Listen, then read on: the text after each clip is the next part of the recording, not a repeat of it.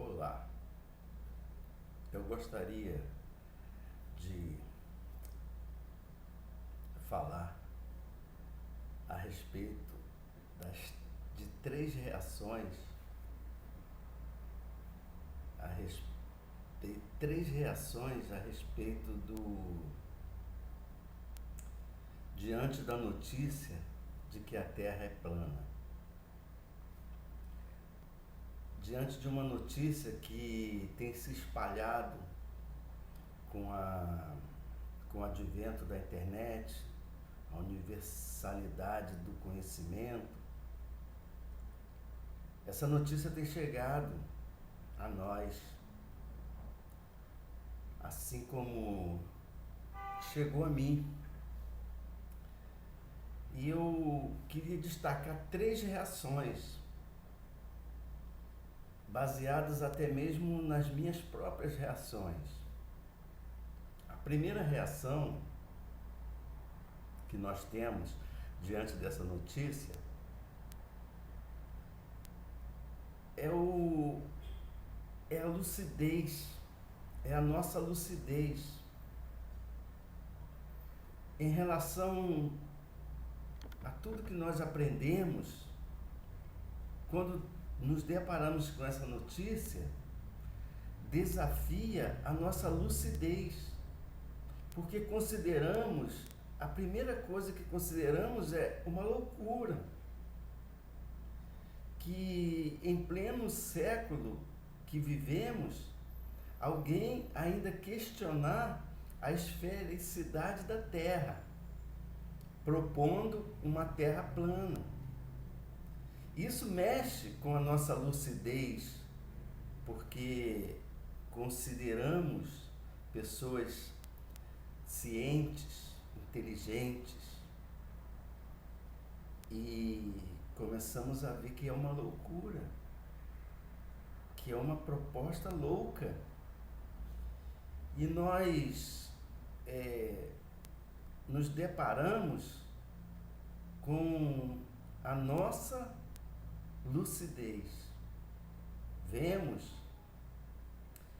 que tudo que nós sabemos a respeito do globo é natural, foi um aprendizado social, um aprendizado que você aprende quando nós contemporâneos, quando chegamos ao mundo, como bebê, como criança, nós começamos a aprender esse mundo tal como ele é descrito, naturalmente.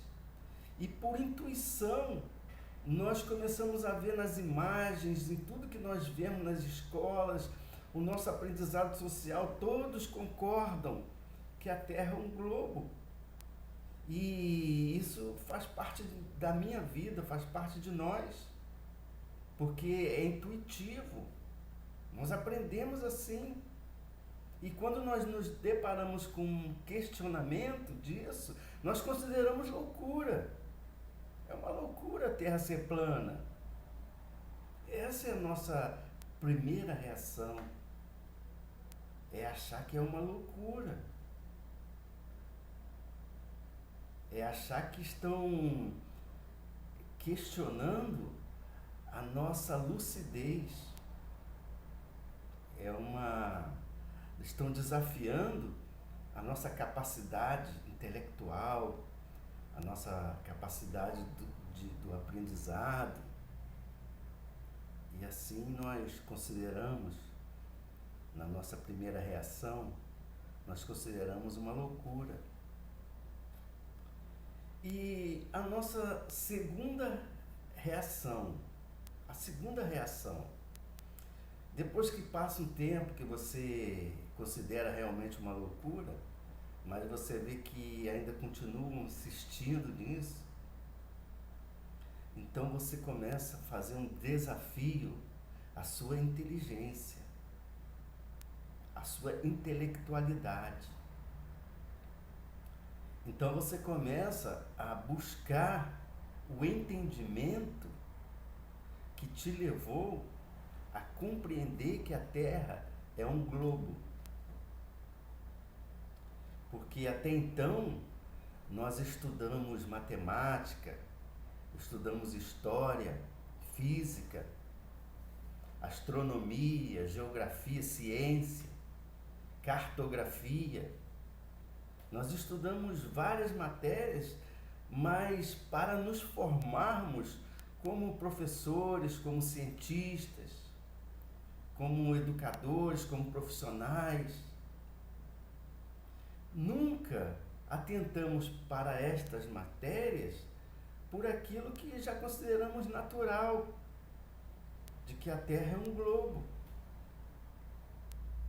Mas quando começamos a pesquisar para entendermos, por meio destas matérias, deste conhecimento, os esclarecimentos de que o planeta que nós vivemos é um globo, coisas tais como, principalmente eu, nunca pensei em estudar astronomia, física, geografia, cartografia, matemática, até história, para entendermos o mecanismo que nos trouxe essa verdade de que vivemos em um globo.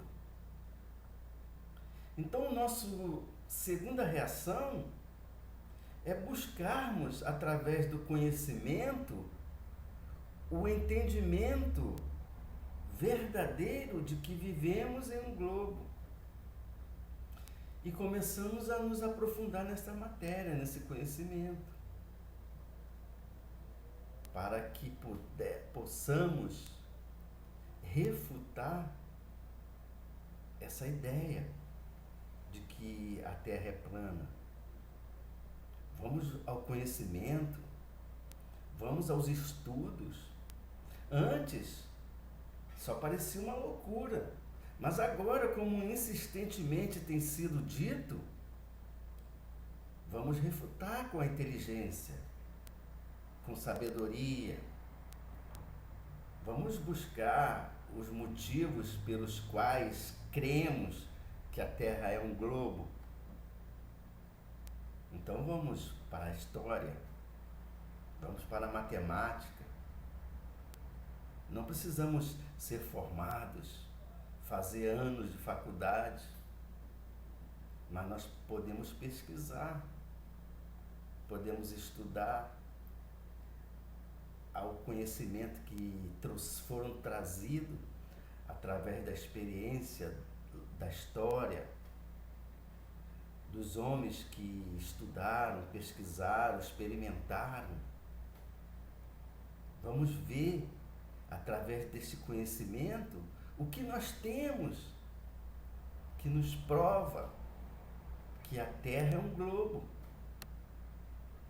Então essa é a segunda reação. E quando nós começamos a estudar, nós começamos a questionar. Por quê? Porque é dito assim: vamos medir, vamos testar. Nós hoje temos muito conhecimento. O conhecimento, ele está difundido. Eu estava lembrando a respeito da famosa Biblioteca de Alexandria, como era uma fonte de conhecimento para o mundo. E foi perdida com o incêndio, foi perdida os livros, a história, muitas coisas se perderam ali. Muitos conhecimentos da antiguidade foram perdidos, mas muito conhecimento foram adquiridos, porque a nossa capacidade intelectual nos impele ao saber, ao conhecimento, e nós vamos registrando ao longo da história as nossas ideias e o nosso conhecimento. E hoje, com a internet, nós temos o privilégio, a nossa geração, de termos o conhecimento difundido pelo mundo inteiro. Nós podemos selecionar, nós podemos pesquisar, analisar, e cabe a cada mente, a cada ser humano, absorver com sabedoria aquilo que nos trará crescimento, idoneidade, inteligência para compreendermos o mundo que vivemos. E nós hoje estamos tendo, nós podemos ouvir o pedreiro inteligente, o motorista sábio, o jovem capacitado. Nós podemos ouvir as mentes brilhantes em todo o planeta Terra.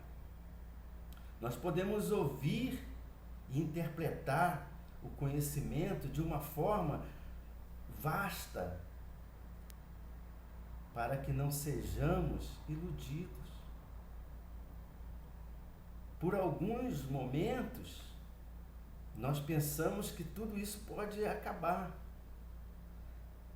As autoridades, os poderes, podem estar sendo abalados pelo conhecimento que está sendo difundido entre o povo,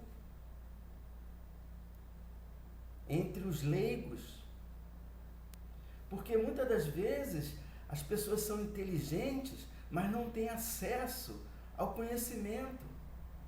Nós vemos na internet muitas pessoas inteligentes que não têm formações acadêmicas, mas têm a capacidade intelectual de compreender o mundo.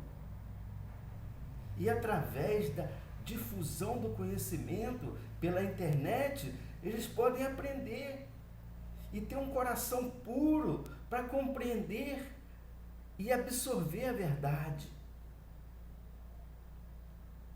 Mas também temos visto as pessoas se tornarem loucos pelo conhecimento, por não ter direção no saber, por não ter ordenança no conhecimento, por não ordenar dentro do seu cérebro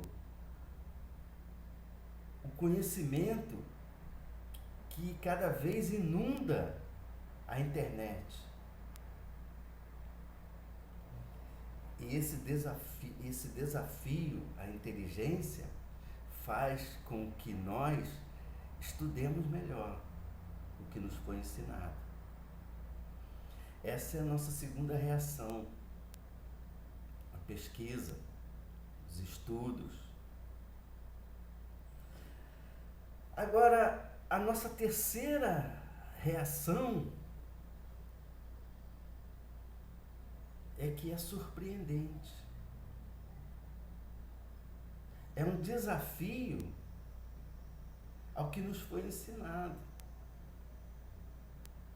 É um desafio de que o que os poderosos e os homens destacados da história falaram, é um desafio se eles estavam corretos. Porque a nossa tecnologia atual nos proporciona a medir, a mensurar, a calcular melhor. E podemos encontrar erros nos estudos e nas pesquisas de homens que viveram há 2000 anos atrás, há 500 anos atrás.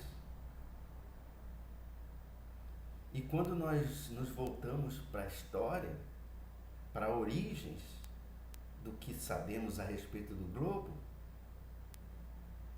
uma breve pesquisa me levou ao conhecimento de um filósofo chamado Pitágoras. Esse homem foi, não pesquisei se foi o primeiro, mas ele trouxe a proposta de que o planeta, a Terra, era esférica. Mas a proposta que ele trouxe foi baseado em magia, em astrologia, em religião, em filosofia. Ele propôs que a Terra era esférica, porque eles consideravam que a esfera, o círculo e a esfera eram formas perfeitas e propuseram que o planeta era esférico. Pitágoras foi um homem que viajou pelo Oriente, conhecendo várias culturas no Egito, na Índia, e ele passou uma boa parte da sua vida em Babilônia. 12 anos, se eu não me engano. Ele viveu sob o aprendizado de magos, feiticeiros, que viviam em Babilônia. Ele aprendeu a cultura da astrologia, da religião, do esoterismo em Babilônia. E quando ele voltou para a Grécia, acho que em Samos, ele fundou uma escola que nós conhecemos como os pitagóricos. E Pitágoras é um dos considerado pai das universidades modernas. Foi a primeira universidade. Mas, na verdade, ele estava fundando uma religião. Porque os alunos tinham que se abster de algumas coisas, tinham que se abster e se doutrinarem para poder ser participante da escola.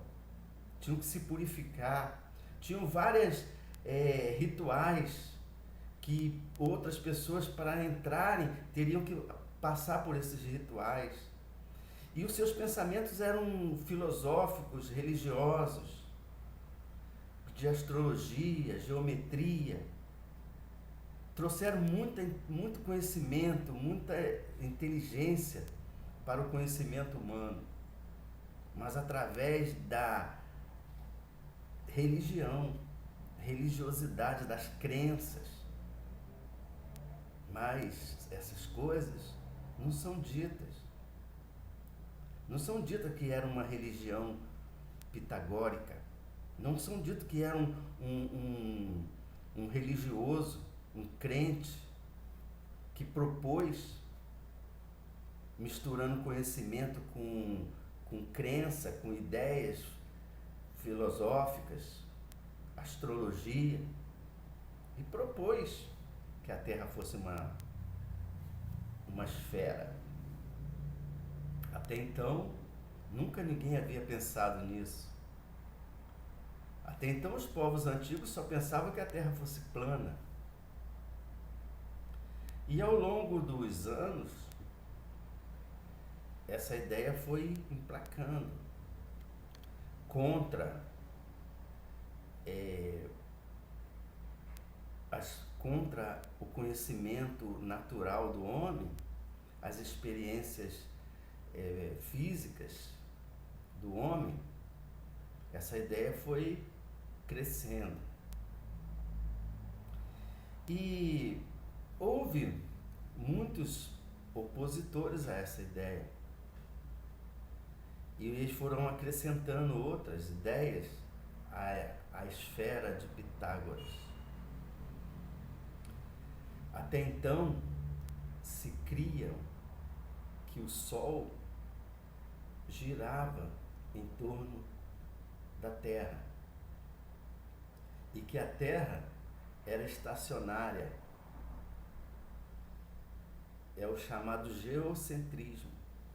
E era um conhecimento antigo que foi desafiado pelas novas ideias do heliocentrismo, cujo A ideia é que o planeta é que girava em torno do Sol.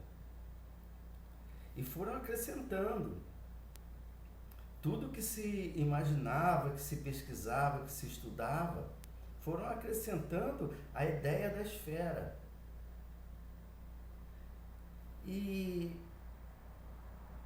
uns 100 anos antes de Cristo, já com essa ideia do conhecimento da esfera, o Eratóstenes, que era um filósofo também grego, que certamente já cria na esfera, já tinha absorvido o entendimento de que a Terra era uma esfera, ele fez um cálculo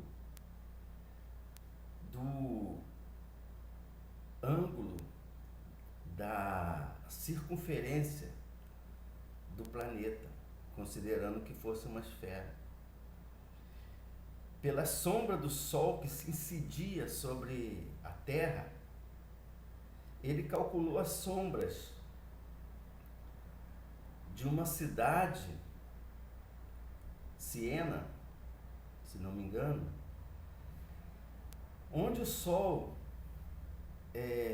fazia uma sombra nessa cidade, e em outra cidade ele enviou um homem para medir a distância a outra cidade, e lá ele estacou mais uma estaca e calculou a sombra da onde ele estava, em Siena, e da onde foi a outra estaca, em Alexandria.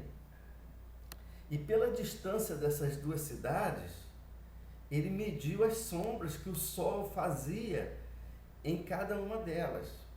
E com cálculos perfeitos e matemáticos sobre os graus, ele concluiu que havia 7, alguma coisa de graus entre uma cidade e outra.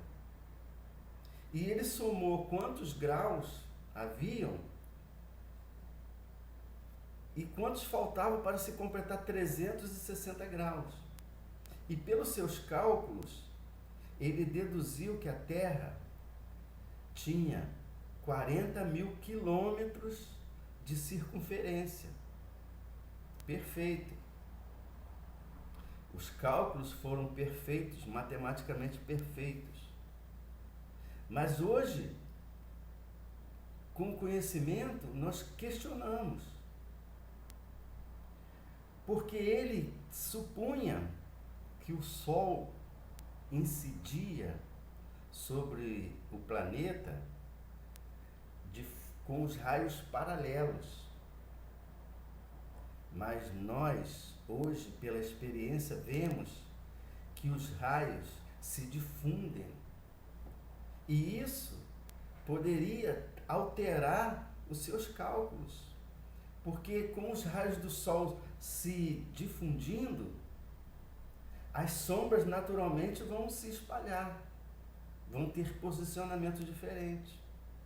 Então esses cálculos, embora sejam matematicamente corretos, podem ter sido baseados em uma premissa falsa, de que o Sol, os raios batem paralelamente no planeta.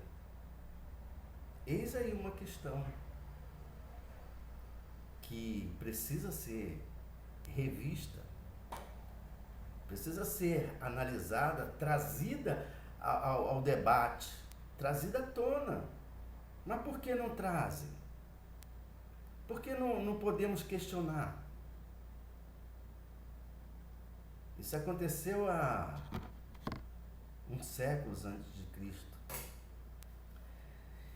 E essas ideias, tais como a de Eratóstenes, é que foram acrescentando e compondo a ideia do globo.